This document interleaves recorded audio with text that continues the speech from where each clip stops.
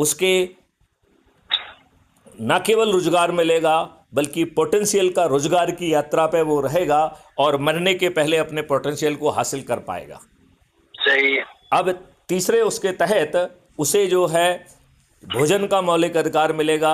आज की दुष्टता वाला मौलिक अधिकार नहीं होगा जहां हम ने अपने फूड चेन को भी विषाक्त कर दिया है। आज ये विलंब जो है ना, बड़ी विडंबना है कि हम 16 करोड़ लीटर दूध पैदा कर रहे हैं और 64 करोड़ लीटर से ज़्यादा दूध प्रतिदिन कंज्यूम हो रहा है। प्रतिदिन 50 करोड़ लीटर से भी ज़्यादा दूध जो है वो हानिकारक केमिकल से बनाया जा रहा है जो कैंसर कारक है।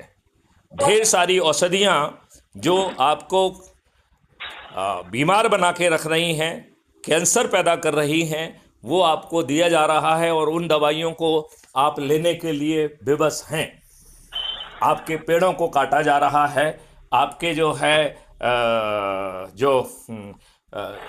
ग्रेन्स हैं उनको मॉडिफाई कर दिया गया है। चारों तरफ दुष्टता का अंबार है।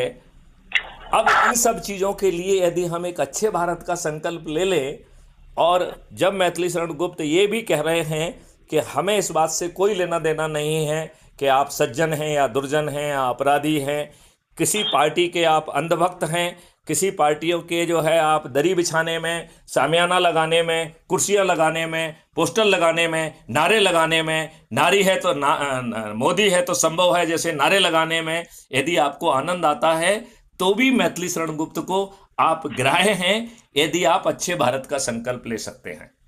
क्योंकि मैथिली शरण गुप्त का मानना है कि आज आप जैसे हैं उसके दो कारण हैं। एक तो परिस्थितियों ने आपको वहां पुश कर दिया है और दूसरा आपको उसमें अवसर दिखाई दिया, उस अवसर का लाभ उठाने के लिए आप वैसे बन गए हैं। मुझे विश्वास है कि हम आपका इकोसिस्टम बदल देंगे, आपको ये सब गड़बड़ी करने की आवश्यकता ही खत्म हो जाएगी, इसलिए आप नहीं करेंगे। और यदि आपकी प्रवृत्ति बदल गई है, आपका डीएनए खराब हो गया है, इसीलिए आप गड़बड़ी कर रहे हैं, तो क्राइम फ्री भारत का जो मॉडल है उसमें बटन दबा के आपकी एफआईआर हो जाएगी, आपको थाने नहीं जाना होगा। 5 जो है परजरी के जघन्य अपराध हो जाएंगे, तो झूठी एफआईआर दर्ज करना परजरी का जघन्य अपराध होगा। झूठी गवाही देना परजरी का जघन्य अपराध होगा। एफआईआर को तायित करते हुए पुलिस के द्वारा झूठे कथन लिखना परजरी का जघन्य अपराध होगा। पुलिस के द्वारा झूठी विवेचना करना परजरी का जघन्य अपराध होगा।